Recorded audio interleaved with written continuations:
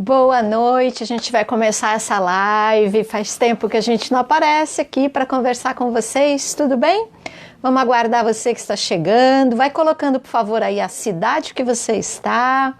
Seja bem-vindo, seja bem-vinda.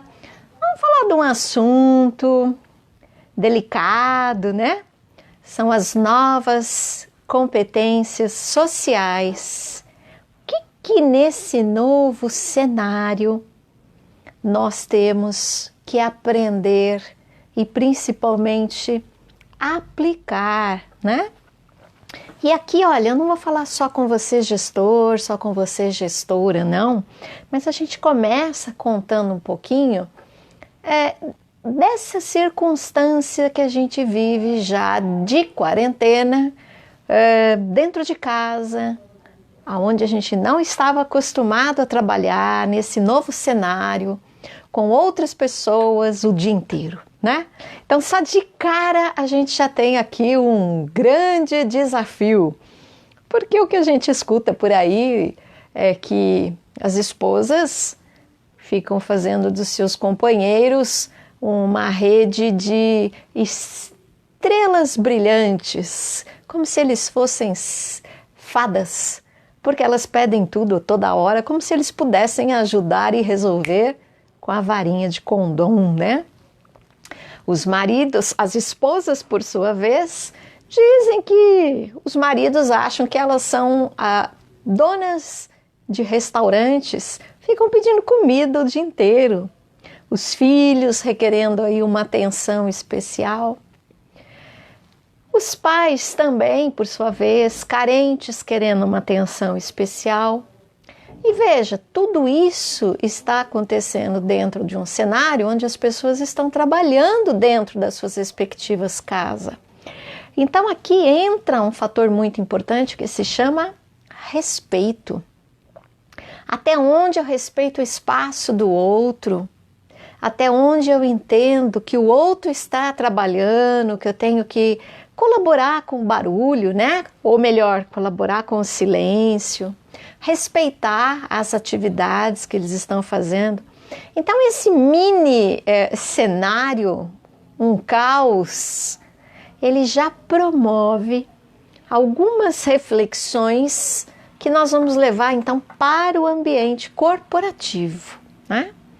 Quais são as competências que devem ser desenvolvidas neste novo cenário, não apenas o familiar, porque tem muita gente, essa é a parte boa dessa crise toda, dessa pandemia.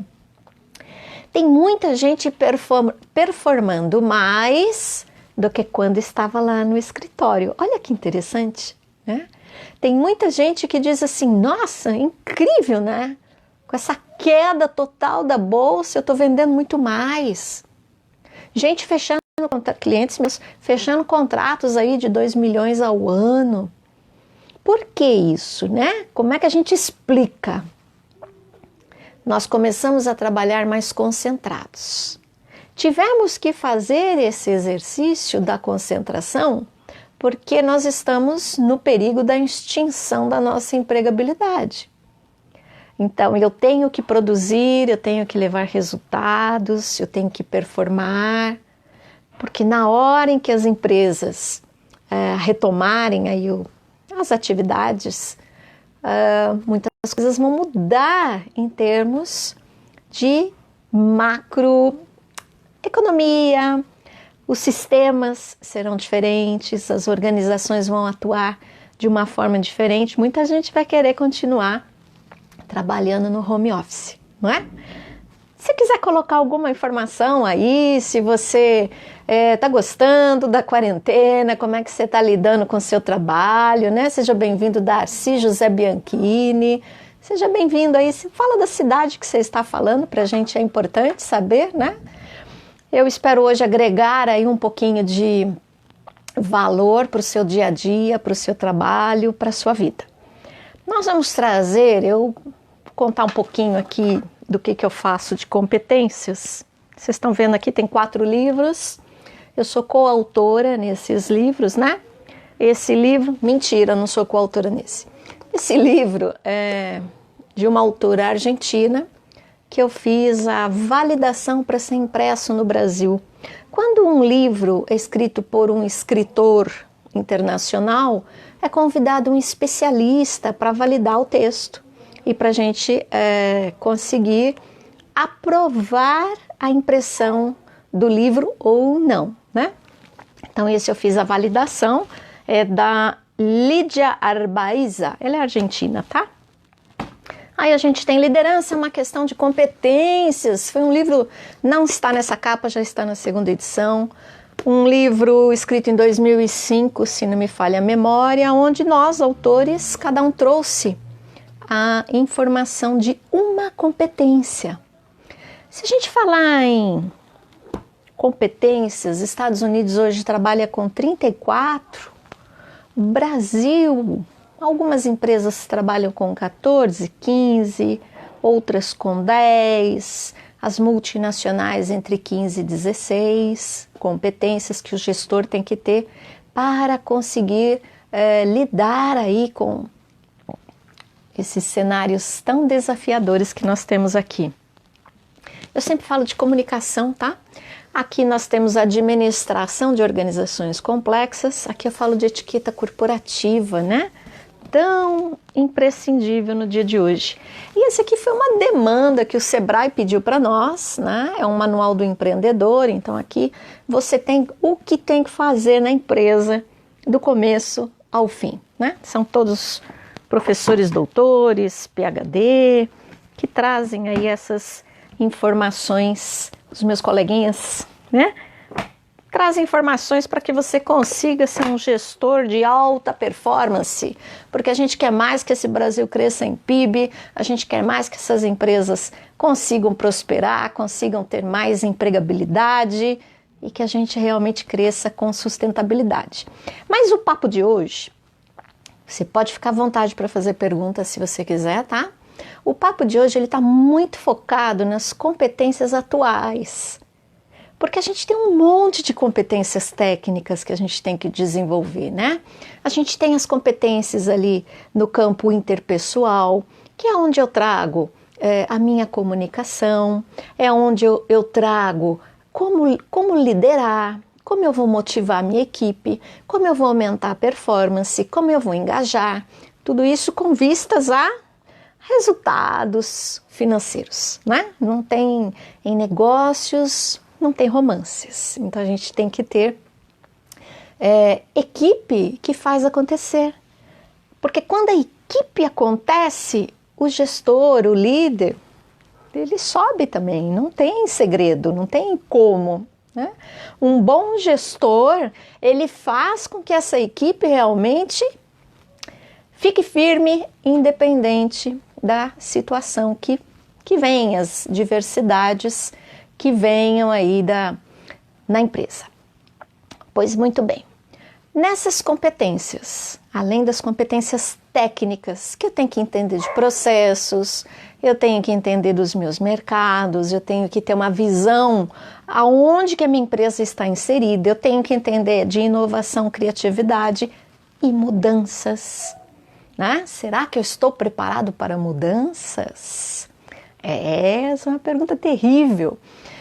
Além de tudo isso daí que a gente já sabe, já está um pouco meio batido, inclusive, porque a gente está falando de gestão por competências século XX, né? Coisa de século passado. Começou na França e Estados Unidos acabou se apropriando da ideia, mas iniciou-se na França e chegou aqui ao Brasil. Hoje, para o nosso cenário, eu não estou falando de pandemia não, tá? Eu estou falando do que a gente tem que fazer quando a vida retomar as coisas normais, a sua normalidade. A gente tem que desenvolver a nossa competência social, a nossa competência de educação emocional. Uau! Pronto. Vamos entender o que é tudo isso.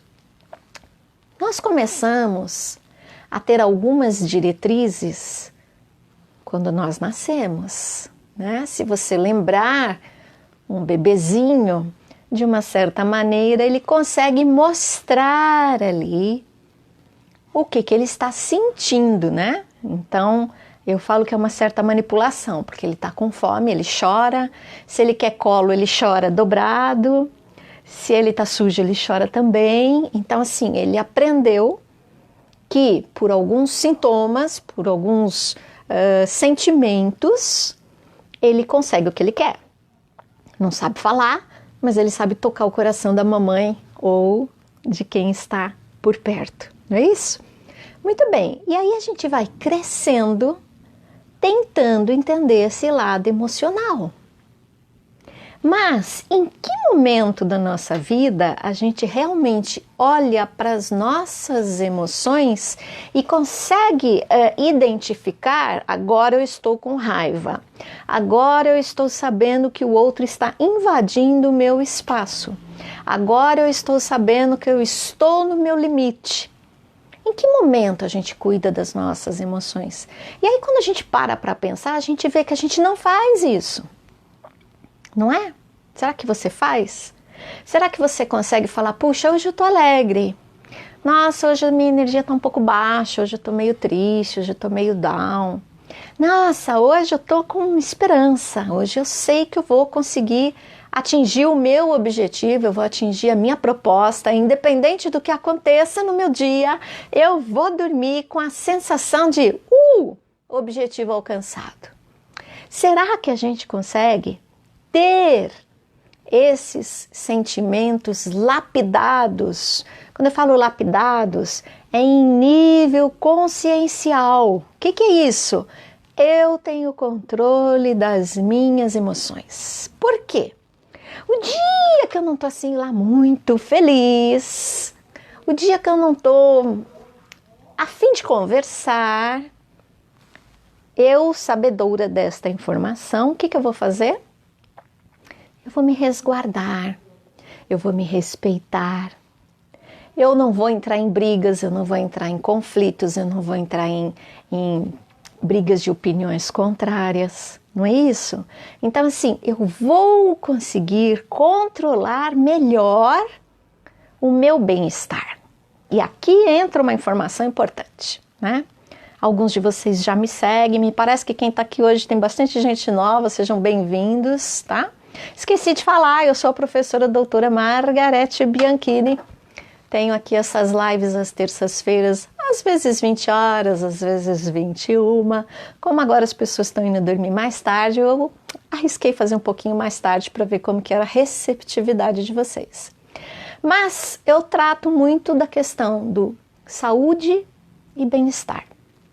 Um gestor não consegue performar se ele estiver em conflitos pessoais. Se a sua equipe estiver adoecida, você não vai conseguir os resultados que você precisa obter para cumprir aquele abençoado planejamento estratégico. A gente sabe disso, né? E aí entra um dado da Organização Mundial da Saúde mostrando que no século XXI as doenças estariam no campo emocional, na saúde emocional. E aí eu não estou querendo aqui falar em transtornos, né? Mas eu quero alertar que existe essa diferença dos transtornos mentais para as emoções que são desencadeadas por falta de autocontrole. Ou melhor, falta de autoconhecimento, tá? Então, vamos esquecer os transtornos, deixar lá para os meus colegas da psicologia, para eles trabalharem lá, né? Para ajudar as pessoas a se encontrar, a se descobrir. Mas a gente vai trabalhar aqui, então, esse campo das emoções. Então, eu vou jogar aqui algumas reflexões.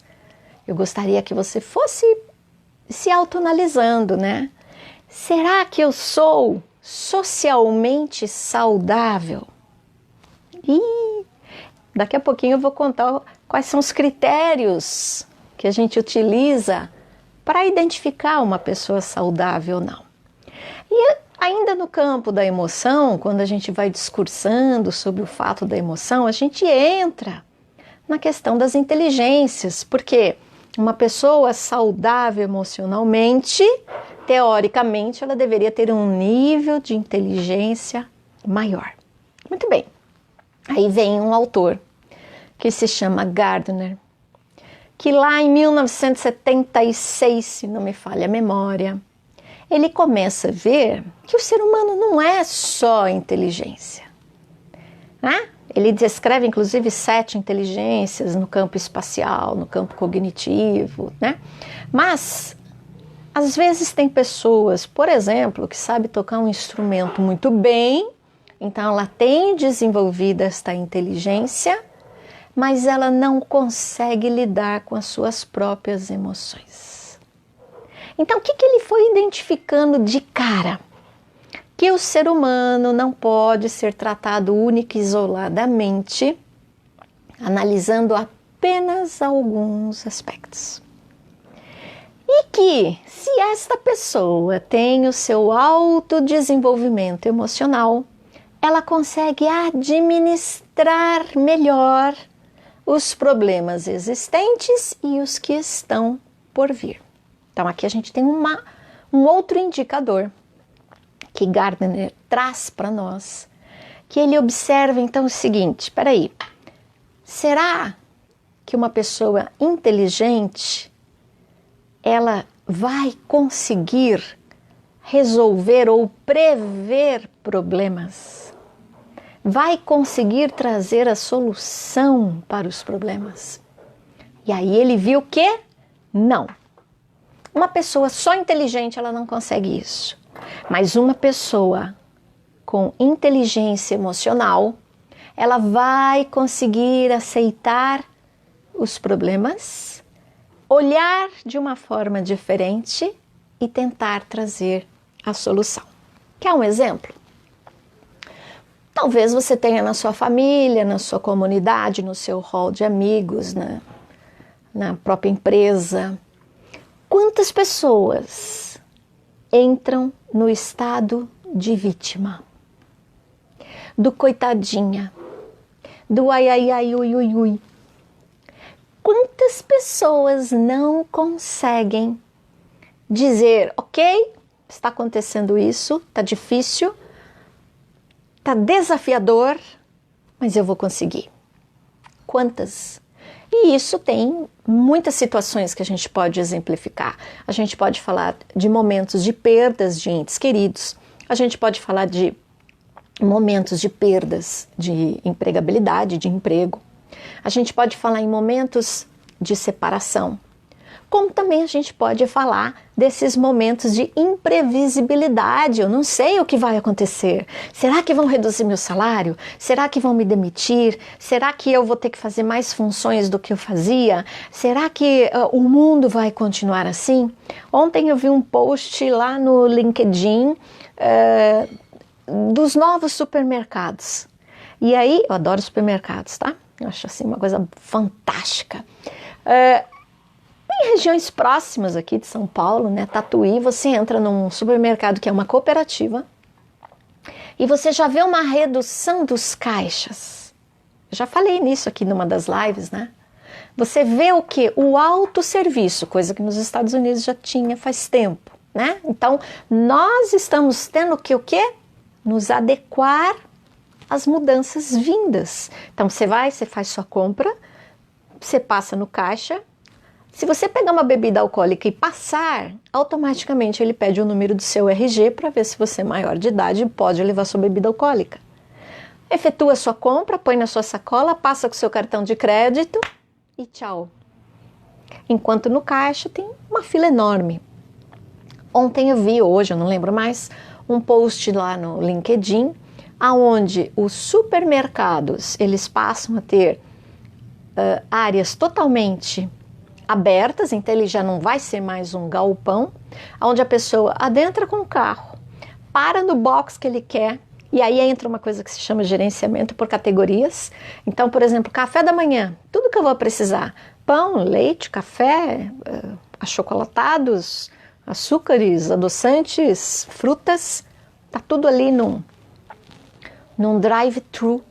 Olha que fantástico.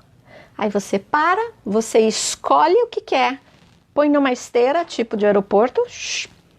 Isso daqui vai lá para o caixa, ela coloca na sacola, passa lá no caixa, te dá a sacola e você paga com o cartão de crédito. Agora eu quero ir na parte de guloseimas. Aí tem lá um outro espaço, como se fosse um box, é um outro drive-thru, onde você vai lá e compra as suas guloseimas. Então, eu estou trazendo essa informação, obviamente que isso não vai acontecer tão rapidamente, eu acho, né? Já não sei mais, a minha certeza, já não sei mais nada, mas por uma questão de estrutura, né? Nós não temos ainda esse serviço no Brasil, mas observe o seguinte, o número de funcionários, de colaboradores vai diminuir, perdão.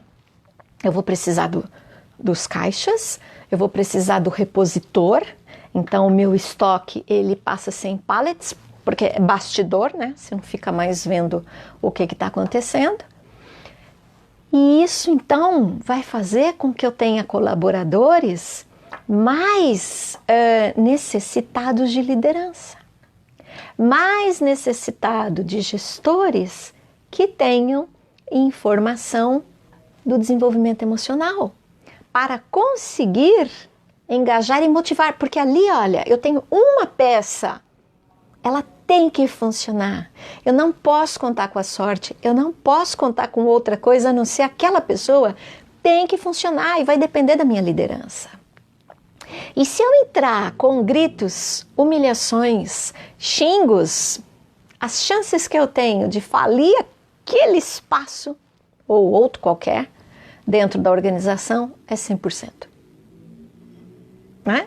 Então, olha a nossa mudança de comportamento emocional, de educação emocional. Então, eu volto de novo à reflexão, eu quero que você pense. Você é socialmente educado? E aqui eu vou trazer agora como que a gente fala se uma pessoa é emocionalmente educada ou não. Vou te dar as dicas, presta atenção, vou pegar minha cola aqui para falar com você, tá? A gente tem um modelo lá que se chama Big Five, onde são 5 itens que a gente identifica se nós temos então o quociente emocional para conseguir ter a educação emocional. Então, o Gardner traz esses fatores, ele vai falar um pouco aí da personalidade da pessoa, e aí tem muitos estudiosos que falam disso. Eu trabalho lá no Fito Coaching também com uma base de personalidade, porque isso tem uma influência direta na gestão, né? Mas eu não vou entrar aqui nesse assunto, porque é um assunto que daria 366 lives, um ano inteiro para a gente falar. Eu vou direto no Big Five. E esses fatores que o Big Five traz primeiro, se você tem extroversão. Uma pessoa extrovertida, ela é muito mais afável com o outro. Ela tem muito mais comunicação com outras pessoas. Ela consegue ter ali uma comunicabilidade grande em falar e ouvir. Ter aquele bom senso, né? Aonde que eu entro, onde eu não entro, o que eu falo, o que eu não falo, tá na hora de eu falar, tá na hora de eu me aquietar, né? Bom senso. O outro indicador aí do Big Five é a amabilidade. Pessoas que têm amabilidade, elas conseguem se colocar no lugar do outro sem fazer julgamento. Porque dor, ela pode ser para você de um jeito e a mesma dor pode ser para mim de outro. Então eu não tenho aqui um aparelho que mede dores, né? Olha, na mesma situação você tem mais dor ou menos dor do que eu. Não, eu não sei como é a sua dor, mas o quanto eu me coloco no seu lugar para saber o grau que você está sofrendo sem julgar, né? Então, esse é o item amabilidade. O terceiro item é conscienciosidade. E o que vem ser conscienciosidade? São pessoas que têm mais organização mais responsabilidade, porque vem de consciência, né?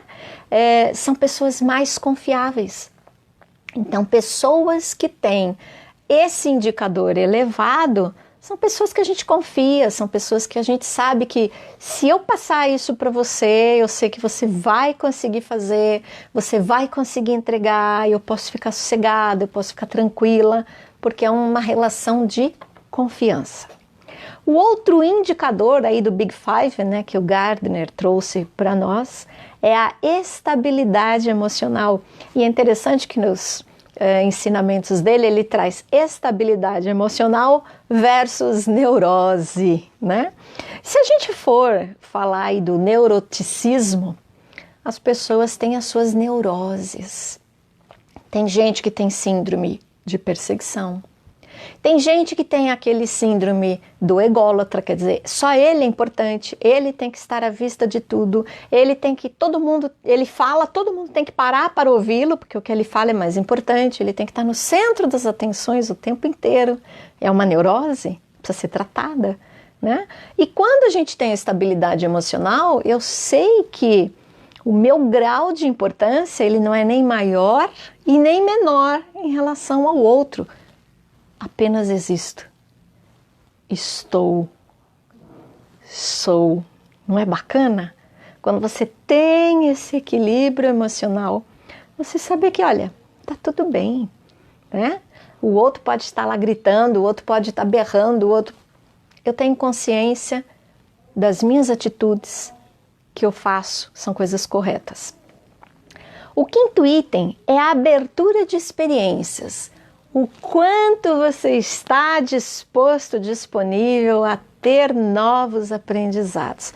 E aqui a gente fecha com chave de ouro, porque o que a gente viu nessa pandemia foi exatamente isso, né? Os professores que não estão habituados a trabalhar com o computador estão em pânico. Outros, já dou aula à distância, para mim é fácil, eu vou entrar na frente de um computador, na frente de um smartphone, na frente de um... sei lá, e tudo bem, vou conseguir transmitir o meu conhecimento, o que eu preciso falar. Então, outros já ficaram em pânico. Entende? Vocês estão entendendo agora a questão da educação emocional? O quanto eu consigo me equilibrar para enfrentar o quê? As diversidades. Ai, mas eu não gosto de falar com um smartphone. Tá bom, é uma sensação de desconforto. E como é que você vai lidar com isso? Como é que você vai conseguir entregar o seu melhor dentro de um estágio de confiança, dentro de um estágio de conscienciosidade? Você vê que o que o Big Five traz aí para nós faz todo sentido. Então, essa educação emocional equilibrada, ela faz com que a gente tenha como benefícios ou como características sermos pessoas mais felizes, sermos pessoas com melhor convivência social, temos aí algumas funções com mais clareza, a gente conseguir entender que dentro desse meio social, eu preciso sim motivar o outro para adquirir mais conhecimentos, para que ele chegue no meu patamar, como a gente está fazendo aqui. Então, pessoas que têm essa educação emocional elevada, apurada, ela consegue socialmente ter essa competência desenvolvida. Então, olha que interessante para a gente fazer aqui uma finalização, mas antes de eu finalizar, enquanto eu bebo uma aguinha aqui, eu não estou vendo curtidas, eu não estou vendo corações, eu não estou vendo... Vocês não estão gostando do que eu estou falando?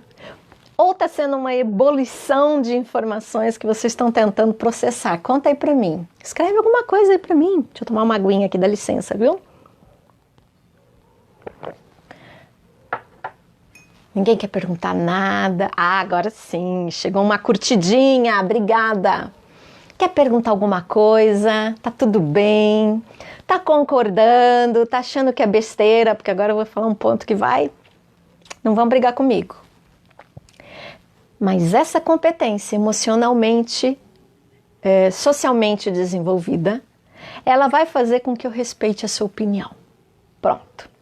Vamos lembrar um pouquinho lá, antes da pandemia, quais eram os posts que a gente via? Eu tenho um determinado partido político, eu tenho uma determinada ideologia e eu vou lá bombardear a sua ideologia.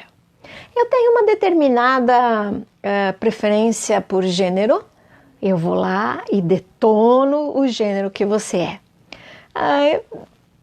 Enfim, eu tenho os meus gostos, eu tenho as minhas preferências, mas eu não consigo só viver dentro do que eu considero certo ou errado para mim. Eu preciso ir lá para uma rede social e preciso externalizar a minha opinião, mesmo que isso vá faltar com a amabilidade. Muito bem. Aí quando chega na hora da empregabilidade, por onde que os gestores buscam o perfil profissional?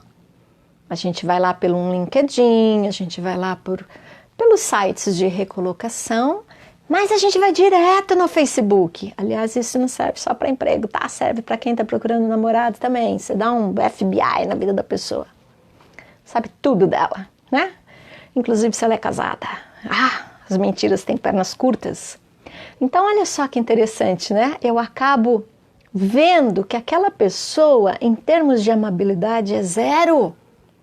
Porque ela agride, ela quer que a opinião, preferência política, religiosa, ou sei lá o que, prevaleça sobre o outro de qualquer jeito. Ela quer enfiar a goela abaixo. E isso não é educação emocional. Isso não é socialmente aceitável. Uia, não briga comigo, não me xinga. Mas, quanto a fato, não há argumentos. É isso que a gente vê dentro das organizações. Eu tenho muitos amigos da área de RH, né?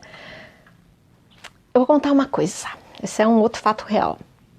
Uma vez eu fiz uma consultoria, eu não trabalhava com coach ainda, para uma empresa grande de tecnologia da informação. E eles me pediram uma assessoria, uma consultoria para arrumar colaboradores para trabalhar na área deles e na parte de um cliente. Eles iam terceirizar um serviço e teria que colocar alguns profissionais lá no cliente. E a primeira coisa que a moça falou para mim: não pode ser corintiano. Eu falei: olha, por quê? Que preconceito é esse? Como assim? E aí ela me disse, trouxe fatos reais, de que não foi 1, 2, 3, 4 ou 10 casos, que esses profissionais, eles têm um determinado tipo de comportamento que acaba ferindo as regras e normas sociais. Gente, eu não estou generalizando, eu estou contando um fato real, uma experiência que eu passei e que, assim, estou compartilhando com vocês. Mas o que essas pessoas fazem que desabone a conduta dela? Primeiro, quando o time perde, eles não vêm trabalhar.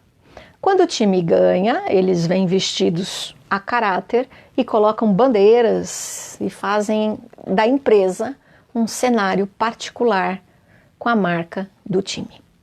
E algumas empresas não permitem, não aceitam, e isso causa demissões e a gente sempre volta para a estaca zero.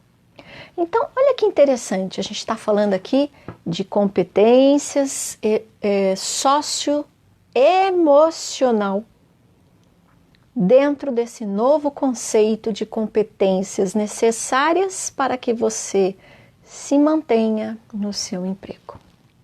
Ó, dá um monte de assunto isso daí, né? Eu quero que você escreve aí, concorda, discorda, acha que sim, acha que não. Trouxe só para vocês fatos reais, né?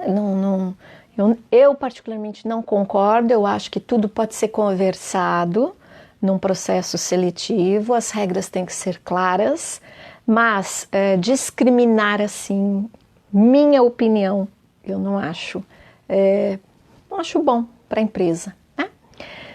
Muito bem, isto tudo esclarecido, o que a gente precisa então identificar nessas competências socioemocionais quais são os benefícios, né, que a gente tem e que a empresa tem. E o primeiro benefício que a gente tem é para nós, né? Porque a gente tem que melhorar primeiro para a gente. Porque a partir do momento em que assim, ó, eu não me importo se você gosta de maçã e eu gosto de pera, eu não me importo se você gosta de caipirinha, eu gosto de vinho, e você quer tomar sua caipirinha, você toma, eu vou tomar meu vinho, tá tudo bem. A gente passa a outros patamares, né? Então a gente começa a ter aí um equilíbrio emocional pra gente. Porque quantas pessoas querem que a sua opinião prevaleça a qualquer custo? Falta total de amabilidade, né? Falta total de conscienciosidade. Então, dentro desse contexto todo que eu falei, a primeira coisa que as pessoas socioemocionalmente bem desenvolvidas trabalham é com um planejamento pessoal. Onde é que eu quero chegar? Como eu quero chegar? O que eu quero fazer? Então isso é muito importante, porque só você vai poder fazer essa sua trilha, esse seu caminhar. O segundo grande benefício é na sua tomada de decisão. Você vai começar a ter fatores de motivação, você vai ter outros estilos que vai fazer com que as suas estratégias sejam mais claras para você. E você vai conseguir tomar melhores decisões. Ainda vai conseguir implementar o seu planejamento, porque quantos fazem um planejamento de vida, né? Eu quero chegar ali, quero fazer isso, quero fazer aquilo outro, mas não implementa. E eu digo sempre assim, né? A vitória, o sucesso está quando você quer abrir uma porta, você levanta e vai. E abre. Do que aquele que fica, se aquela porta abrisse, tudo seria melhor, o sol entraria, tudo seria bom, né? Então, ação. Essa implementação, ela traz a ação. Então, se eu for aqui, eu trouxe a definição por Gardner mesmo, que é esse autor conhecido, né? Porque ele que trabalhou aí o consciente emocional, ele diz que a competência socioemocional é um conjunto de traços, comportamentos e habilidades que incluem variáveis como atitude. Eu só posso mudar a mim. Eu não posso mudar minha mãe, meu pai, meu marido, minha esposa, meus filhos, meu cunhado, minha cunhada. Eu não posso. Eu só tenho domínio de mudança sobre mim, porque eu que tenho as atitudes. Ele ainda diz variáveis como atitude, valores, interesses e curiosidades. Nós estamos muito poucos curiosos, né? A gente aceita tudo sem questionar, sem pesquisar, sem realmente descobrir a verdade, se aquilo faz sentido, se não faz, né? Isso vem um pouco da ausência do campo da antropologia e da filosofia que foram extintas nas universidades, né? Porque fazia a gente pensar e nem sempre pensar é bom, não é isso?